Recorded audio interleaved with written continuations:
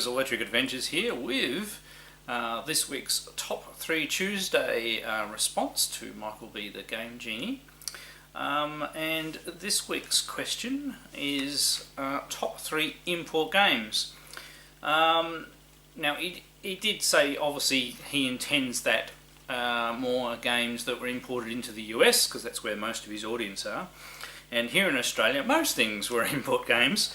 So I have tried to pick things that I believe are all import titles for the US. So I'm not 100% sure of the first one or even the second one, because I'm not familiar with particular systems US releases.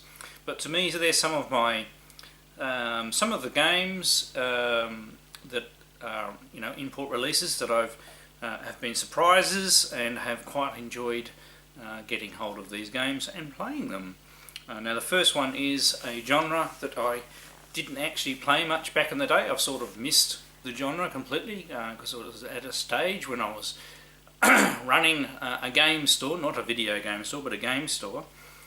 And so I thus didn't have time to go to the arcades. So that was when these games were things. And the category is beat 'em up. So rather than the one-on-one fighter games, which are also not terribly into, they are the beat 'em up games where you're with and without a second cooperative player had to work your way through battling various creatures, monsters and enemies. And this genre I got into as part of the Tubers High Score Challenge, which is at the moment a fortnightly challenge game is raised and everybody tries to get their highest score. So I've actually discovered quite a few beat 'em up games during that period. And one of the ones that I finally got a copy of is from one of the favourite systems that I have gotten hold of since I started, because most of my original collection from back in the day are mainly retro computers with only a couple of consoles. So a large numbers of the consoles have been since I started collecting with, or gotten back into collecting 6 years ago. And one of those systems is the Neo Geo CD, of which I have a particularly good library of games now, but I do not have a lot of the one-on-one fighters because they don't interest me as much. So, but anyway, so this first pick is a Neo Geo game, and I haven't had it that long, and it's Mutation Nation. And it is a beat 'em up, and I really enjoy playing this game, and I haven't finished it yet. I think I've only had it about 3 months, and I haven't been, because of Christmas and everything like that, haven't been able to put as much time into it as I was like, but I really, really like this one. So there's my first pick. So my second pick, which I said I was trying to find, I could have picked, so we're going across to the Saturn now, and I of course had to include a shoot 'em up. And I was going, I could have picked out Radiant Silvergun, which I have, which I do enjoy playing, but this particular game was quite a surprise when I got it.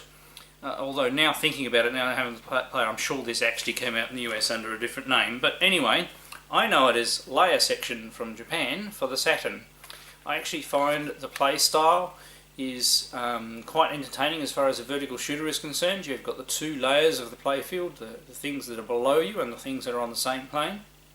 There's quite nice bosses. And it's not quite as bullet hell as some later games.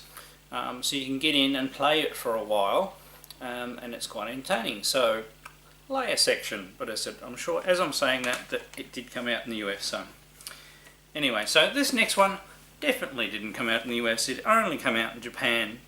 It is the second game in the series. I unfortunately do not have a copy of the first one. I'm lucky enough to have this copy because it's for the MSX, MSX2s particularly, and they are worth a lot of money now. They're getting even worse to get hold of these particular games.